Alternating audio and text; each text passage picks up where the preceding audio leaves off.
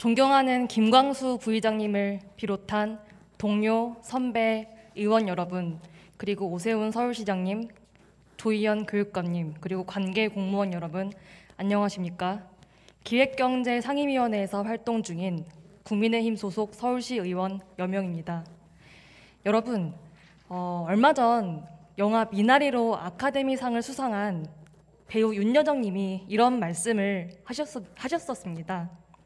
나도 67이 처음이다. 그래서 항상 모든 것이 낯설고 처음 살아보는 것이기 때문에 늘 아쉽다. 이렇게 개인의 개별의 삶은 예측 불가능성이 큽니다. 우리 모두가 처음 살아보는 것이기 때문입니다. 하지만 사회는 달라야 합니다. 예측 가능성이 있어야 합니다. 그런데 지금 2021년을 살아가는 우리는 매일매일 한 번도 경험해보지 못한 나라를 눈앞에서 목도하고 있습니다.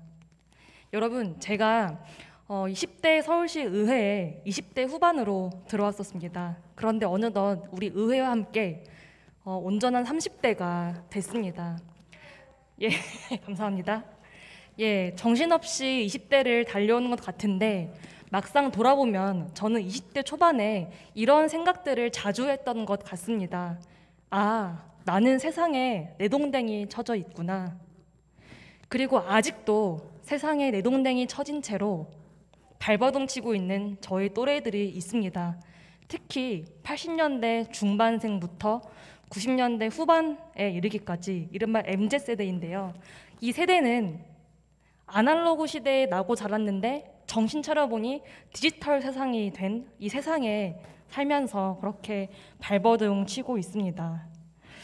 우리 조희연 교육감님, 몇 해 전에 인원고에 직접 출퇴근하시면서 학생들과 함께 수업을 들으셨죠? 예, 그때 교육감님께서 하신 말씀이 기억납니다. 세상에 이렇게 아이들이 많이 학교에서 자는지 몰랐다. 당시에 교육청 공무원들도 이런 말들을 하더라고요.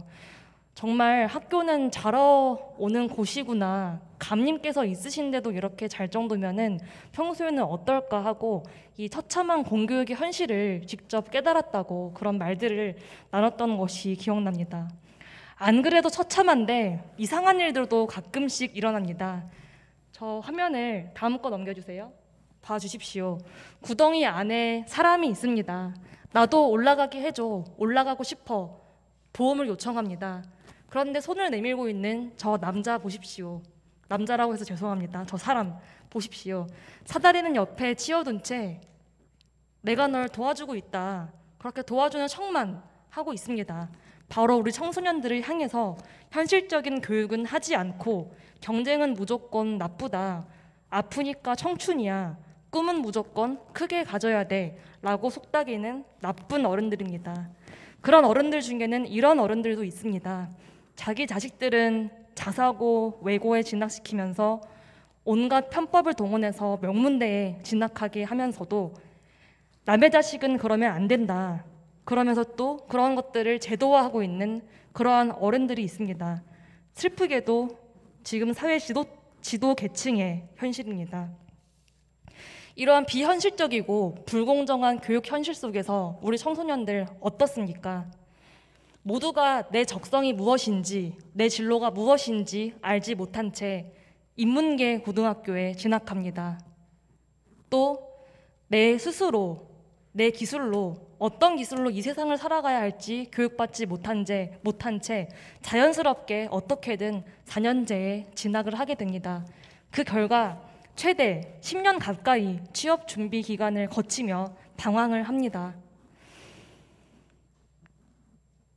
30 초입이 돼서야 사회초년생으로서의 역할을 할 수 있다면 그것은 요즘에야말로 행운인 것 같습니다. 아무래도 근대화 시기에 교육 제도가 고착화돼 있고 빠르게 진화하는 세상과 발맞춰 혁신하지 못한 공교육이 만들어낸 슬픈 자화상입니다.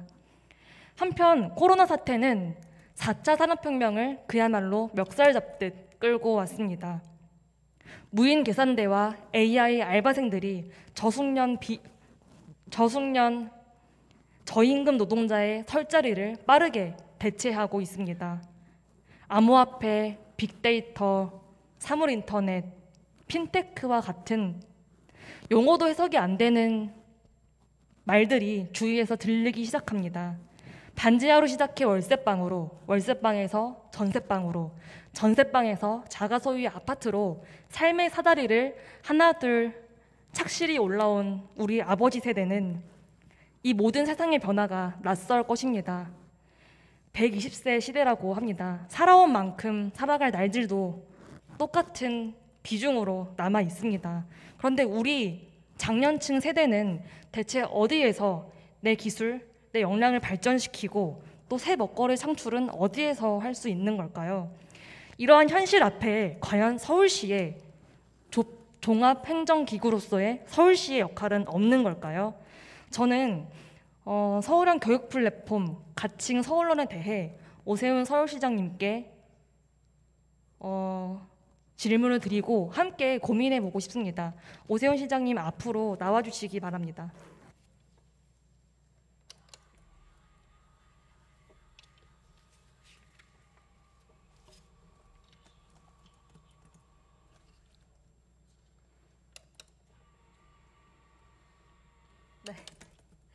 네, 시장님, 제가 전반기에 교육상임위원회에서 활동을 했습니다.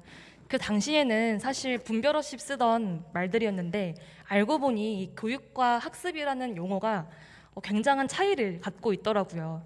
사전적 정의만 보면은 교육은 지식과 기술 따위를 가르치며 인격을 길러준다는 것에 방점이 찍혀 있고요. 학습은 지식이나 기술 따위를 스스로 익힌다는 것에 방점이 찍혀 있습니다. 제가 이 서울 교육 플랫폼을 이해하기로는요. 방점이 교육 자체에 있다기보다는 새로운 기술들, AI나 빅데이터 등을 활용해서 새로운 기술을 접목해 학습 혁신을 이루겠다는 뜻으로 저는 이 사업을 이해하고 있는데 시장님 어떻습니까? 예, 그렇습니다.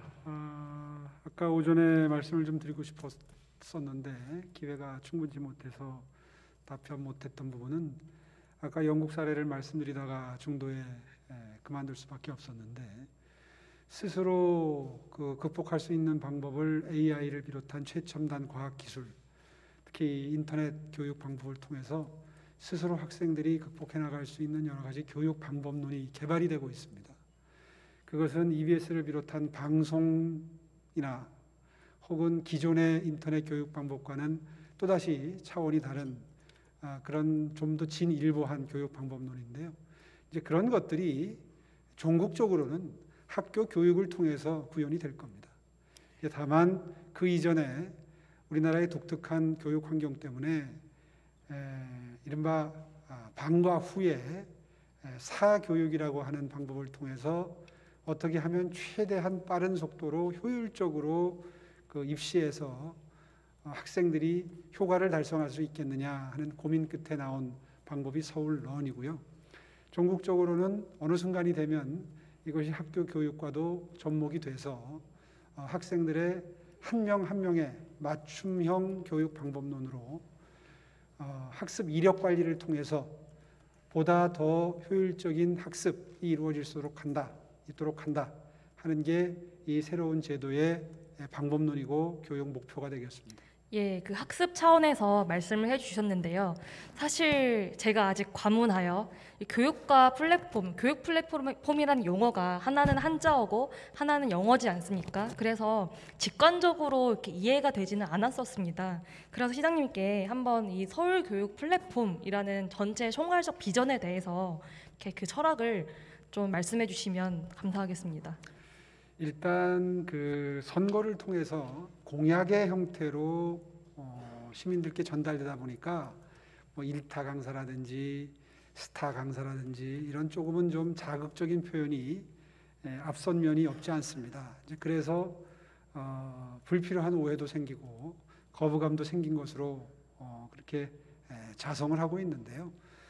본질은 사교육비를 쓸 수 없는 저소득층의 경우에 1년의 통계에 의하면 한 5대1 정도로 사교육부의 지출이 차이가 날 수밖에 없고 평균을 내서 5대1이지 사실은 그것보다도 훨씬 더 사교육비를 쓰는 규모가 고소득층과 저소득층의 경우에는 차이가 날 수밖에 없습니다. 그 점을 안타깝게 생각을 해서 일단 저소득층 아이들이 이 인터넷 플랫폼이 생기면 갑자기 학습 의욕이 생기느냐, 이제 이런 그 비판이 오전에도 있었는데요. 그런 그 어떤 기회조차 주어지지 않는 상황 속에서 과연 저소득층 자제들이 그 아까 보여주신 사다리가 없는 그런 그 격차를 극복해낼 수 있겠느냐 하는 문제의식에서 일단 이런 시도를 한번 해보자는 그런 정책 아이디어가 나왔던 것이고요. 앞으로 의회와 끊임없는 지속적인 소통을 통해서 좀 더 정교하게 다듬어 가겠습니다.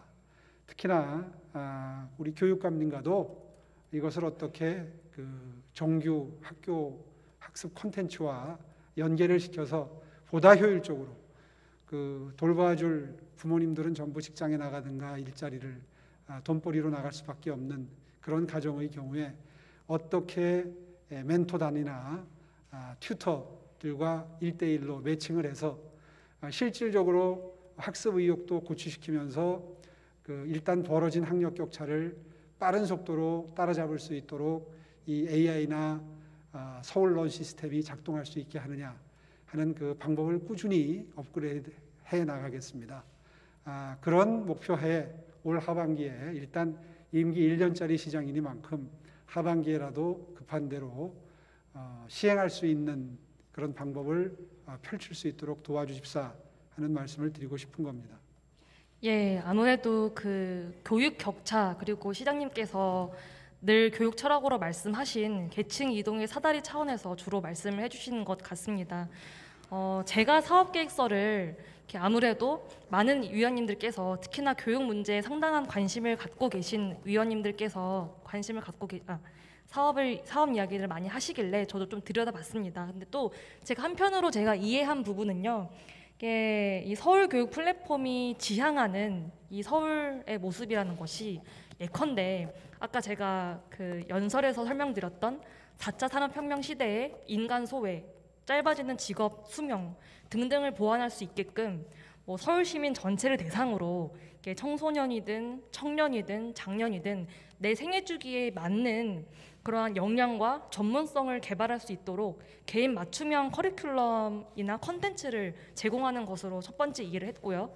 또 두 번째는 이게 아무래도 그러니까 엔잡러도 지금 많이 나오고 있는 현실이고 이 120세 시대에 직업이 몇 번이 바뀌어야 될지 사실 모르겠습니다. 그래서 이 서울 교육 플랫폼이라는 하나의 이 정거장이라고 해야 할까요?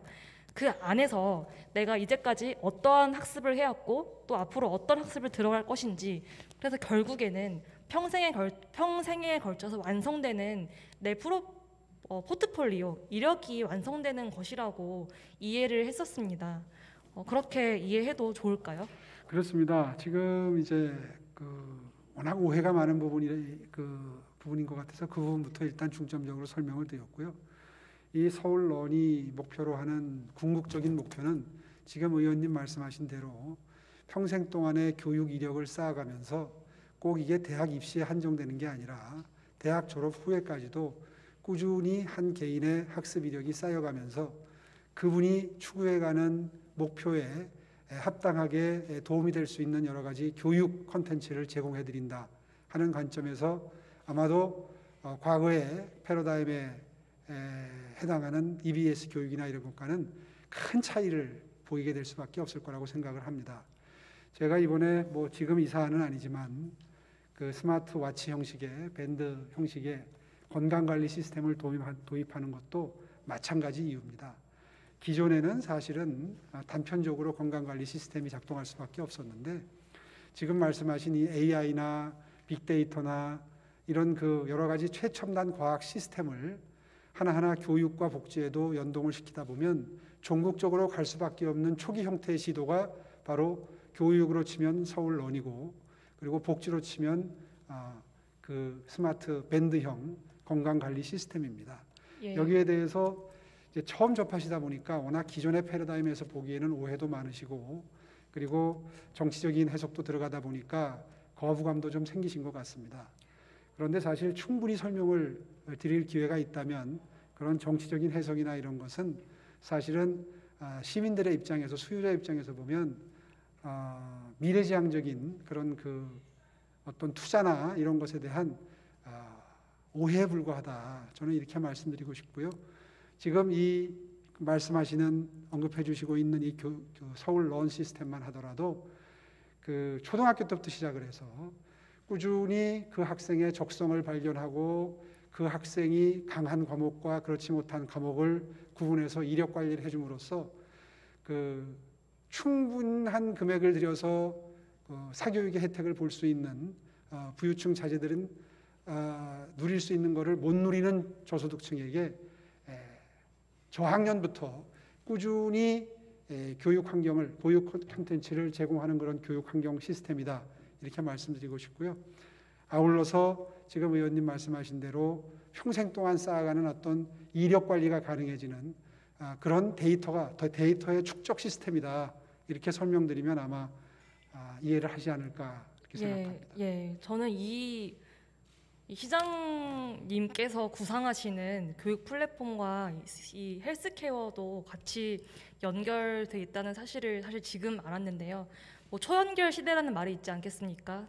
그리고 의회에는 또 의회의 역할이 있고요. 조금 더 집행부가 뭐 시장님이 구상하는 이 사업의 철학을 명확하게 이해하고 또 의원님들과 여러 위원님들과 충분히 협의해 갈 것은 협의해 가는 그런 서울시가 됐으면 하는 그런 바람을 갖고 있습니다. 네, 지금 제가 도구라고 이 새로운 기술들을 써놨습니다. 그래서 제가 생각을 해본 게 이 AI가 뭘 할 수 있을까 보면은 예컨대 느린 학습자 문제가 점점 더 커지고 있는데 느린 학습자 아이들을 뭐 인내심 갖고 옆에서 튜터링 해줄 수 있는 그런 AI 선생님이 될 수도 있을 것 같고 또 이 빅데이터 기술을 활용해서 그냥 수많은 정보들 틈에서 나에게 맞춤형 솔루션을 제공해줄 수도 있을 것 같습니다.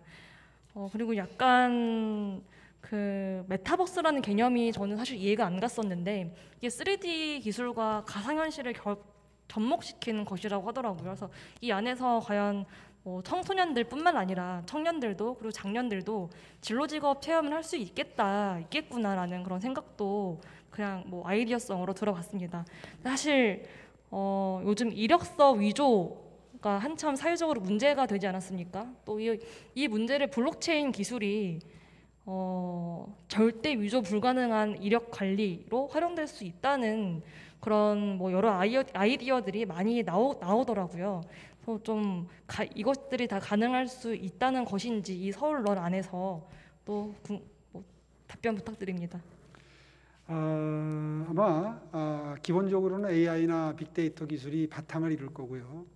의원님 잘 아시는 것처럼 메타버스라는 것은 가상현실을 그 일상생활에 응용을 해서 재미를 느끼면서 교육에 적용하게 되면 학습에 재미를 느끼게 되고 하는 시스템을 말하는 거거든요. 이런 시스템들이 기존의 EBS 교육 시스템이나 기존의 그 교육청에서 지금 시행하고 있는 아까 언급됐던 뭐 10가지 가까운 그런 인터넷 시스템과는 확실히 차별화될 수밖에 없을 겁니다. 특히나 학생 한 명 한 명의 학습 이력이 전부 다 빅데이터 형식으로 해서 쌓여 있을 때 AI가 가장 최적의 교육 방법론을 찾아내서 그 학생의 교육 발달 그 수준에 맞는 교육 콘텐츠를 적시에 제공할 수 있게 되고요. 거기 이제 초기에는 멘토링과 튜토링 시스템이 들어가서 오프라인 공간에서 도움을 주게 되겠죠. 그러나 종국적으로 한 10년 뒤가 되면 이 새로운 시스템을 도입하지 않고는 아마 전 세계가 경쟁 상태에 돌입한 최첨단 과학 기술을 활용한 교육 방법론의 개선에 대해서는 아마 쫓아가기가 힘들어질 겁니다. 그것을 서울시가 이번에 새로 론칭을 하겠다는 거고요. 그런 의미에서 지금도 오히려 늦은 것 아닌가 하는 문제의식을 저는 갖고 있습니다. 거기에 아울러서 블록체인 기술과 같은 최첨단 기술도 교육도 그렇고 건강관리 각종 데이터도 그렇고 보안 유지나 관리가 굉장히 중요해지는데 블록체인 시스템이 들어가지 않고는 한 명 한 명의 프라이버시가 지켜질 수가 없기 때문에 거기에 이제 메타버스나 블록체인과 같은 기술들이 전부 동시에 융합이 되고 응용이 되면서 궁극적으로 이상적으로 생각하는 수준까지 도달해 갈 수 있다. 이런 것이 전문가들의 견해고요.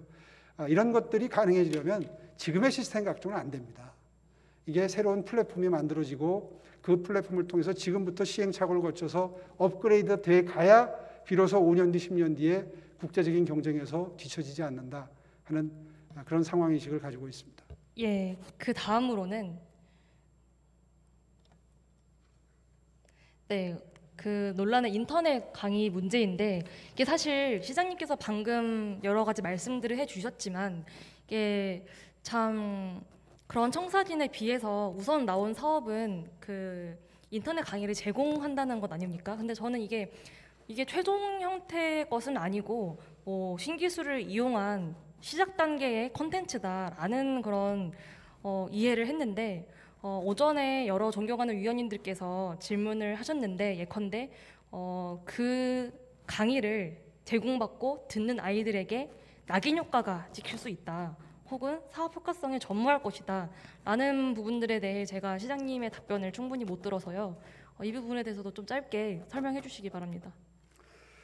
예, 제일 걱정하시는 것이 아마 이 사교육이 너무 이 새로운 시스템에 의해서 만연하게 되는 거 아니냐.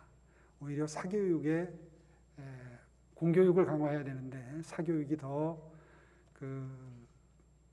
말하자면 역할이 더 커지는 것 아니냐. 이런 데 대한 교육 전문가분들로서의 본능적인 거부감인 것 같습니다. 그 부분에 대해서는 저는 120% 동의한다는 말씀을 오전에 드렸고요. 결코 이 시스템이 도입된다고 해서 공교육이 이것 때문에 위축될 일은 없다고 저는 생각을 합니다. 일단 사업이라는 건 항상 시작되고 나면은 업그레이드 돼서 계속해서 그 시행착오를 겪으면서 그 정교해지게 될 것이고요. 종국적으로 처음부터 그럴 수는 없지만 어느 순간이 지나고 나면 결국은 학교의 공교육 시스템과 접목되게 될 겁니다. 그렇게 해서 계속해서 공교육보다는 사교육이 오히려 교육 방법론으로 각광받는 상황으로 갈 것을 염려하시는 것은 저는 지나치게 앞서 나가는 걱정이시다 이런 말씀을 꼭 드리고 싶고요. 일단 서울론을 론칭을 시켜주시면 충분히 업그레이드를 해서 그 보완된 형태로 교육청의 교육 시스템과 상호 보완적인 관계로 교육 격차 해소를 하는데 최고로 효율적인 시스템으로 만들어가겠다 하는 각오를 드립니다. 예, 저도 사실 여러 행정자치위원회에서도 질의가 많이 나왔고 예산심의 과정에서도 질의가 많이 나왔는데 다른 위원님들과 걱정하는 부분에 대해 또 저도 그 걱정을 같이 하는 지점들이 있어서 이렇게 물어봤었습니다. 네, 시장님 들어가셔도 좋습니다. 네, 다음으로 평생교육국장님 앞으로 나와주십시오.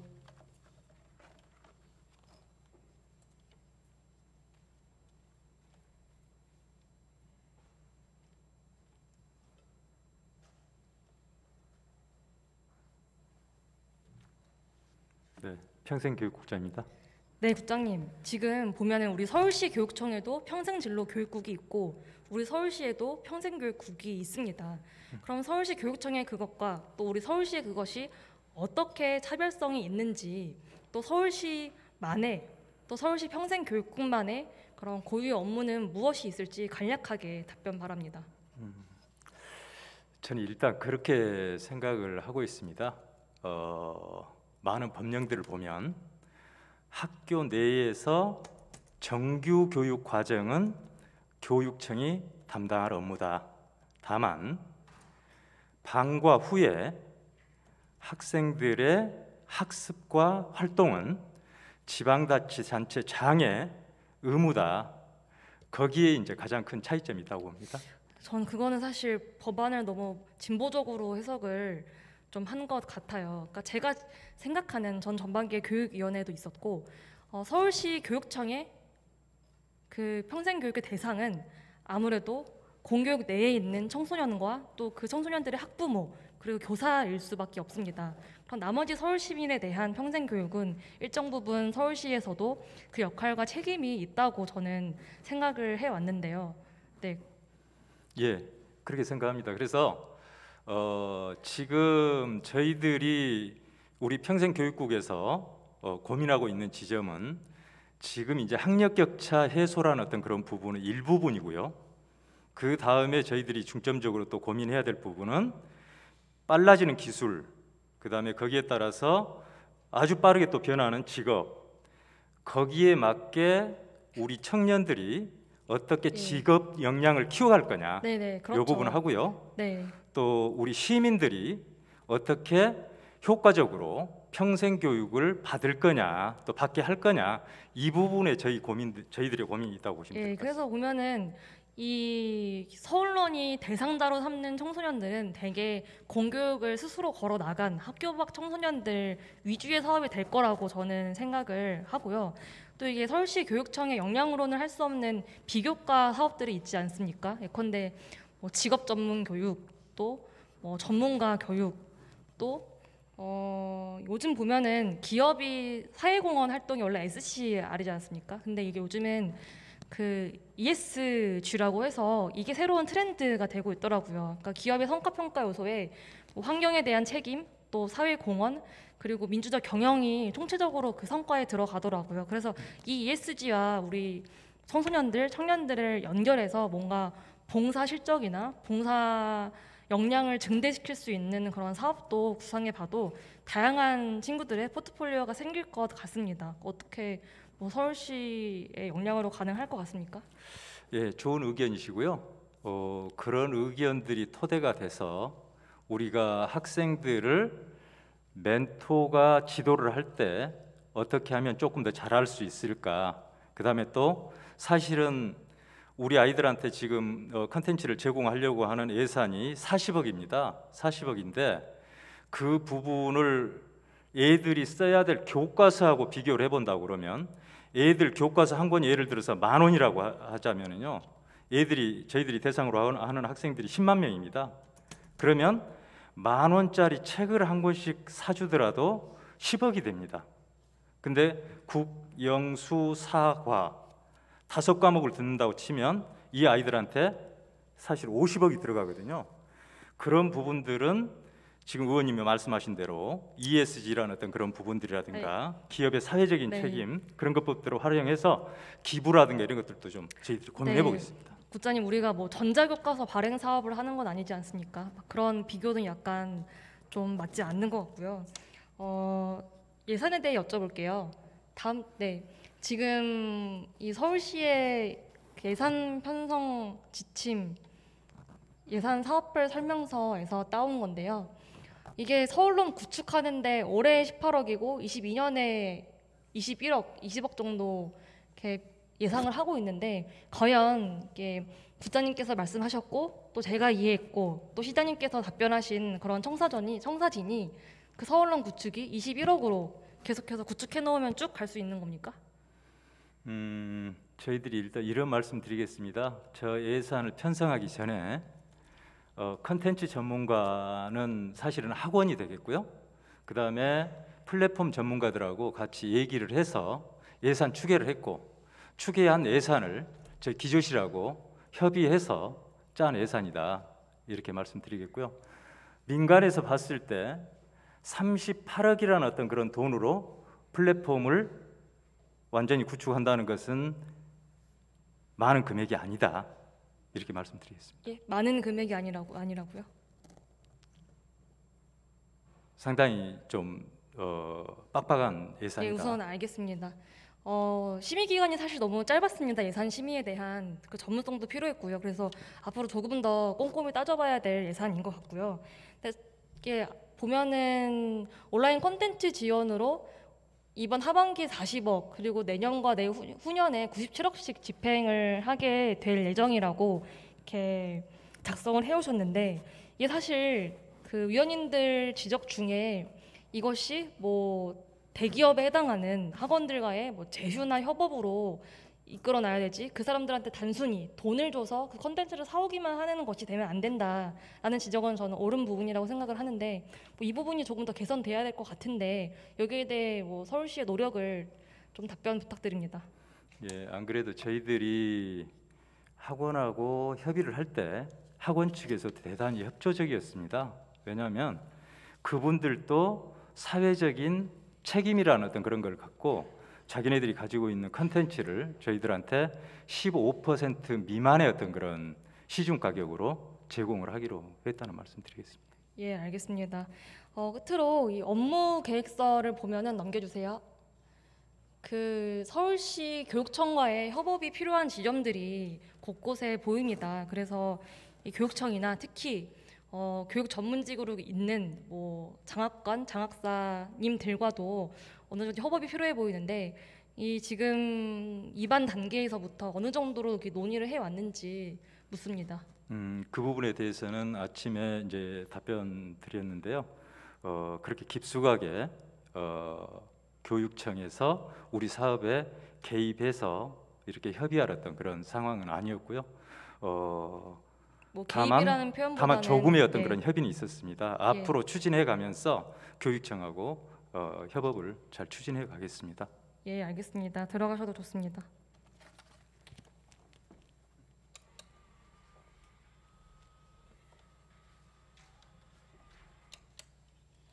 네, 존경하는 서울 시민 여러분 그리고 의원 동료 선배 여러분들, MZ 세대가 나음당한 세대라고 자조하면서 어린 나이에 암호화폐에 대한 투자나 주식 투자로 한 방을 노리며 올인 중입니다. 120세 시대라는 말이 오히려 무섭게 들리는 현실입니다. 생은 너무 긴데 앞만 보며 달려온 중장년층은 코딩이니 블록체인이니 하는 말들이 마치 별천지 기술같이 낯설기만 하고 소외돼 있습니다. 과연 지금 정부가 제공하는 수준의 공공 일자리나 혹은 은퇴 이후에 쉽게 갈 수 있는 저임금 비숙련 그런 노동 일자리들이 과연 평생을 거쳐서 해 나가야 할 자아 실현에 얼마나 기여를 할 수 있을까요? 학교는 잠자러 오는 곳이다 라는 말도 사실은 옛말입니다. 코로나 사태의 장기화로 인해 지금은 뭐 초등학교 8학년, 중학교 5학년, 고등학교 5학년이라는 말로 아이들의 성장이 멈춰 있습니다. 담임 선생님들이 인강만 틀어주며 비대면 수업을 해왔던 코로나 창궐 시기에 서울시 교육청도 반성이 필요한 지점입니다. 이제는 사회와 같이 풀어나가야 할 교육 현실, 서울시에도 그 책임이 명백하게 있다라고, 그 역할이 있다라고 하며 발언을 마치겠습니다. 더불어민주당 소속 오산시장 역시 얼마 전 성명을 내고 이 벌어지고 있는 교육격차 앞에서 종합행정기구로서의 지자체 장의 역할을 강조한 바가 있습니다. 이렇게 시정 질문을 마치고요. 경청해 주셔서 감사합니다. 19년 전 오늘은 연평도 해역에서 우리 해군 장병들이 북한의 기습 공격에 의해 바다에서 그렇게 전사한 날입니다. 다시 한번 머리 숙여 감사 인사를 드립니다. 당신들의 희생이 있었기에 지금 우리의 소중한 일상이 지켜지고 있습니다. 그때는 저보다 한창 오빠였던 나이의 당신들이 지금은 어느덧 제 동생의 나이대가 되어 있더라고요. 이제는 더 이상 총성도 없고 적군도 없고 지켜야 할 곳도 없는 곳에서 평안하게 쉬시길 바랍니다. 네, 경청해 주셔서 감사합니다.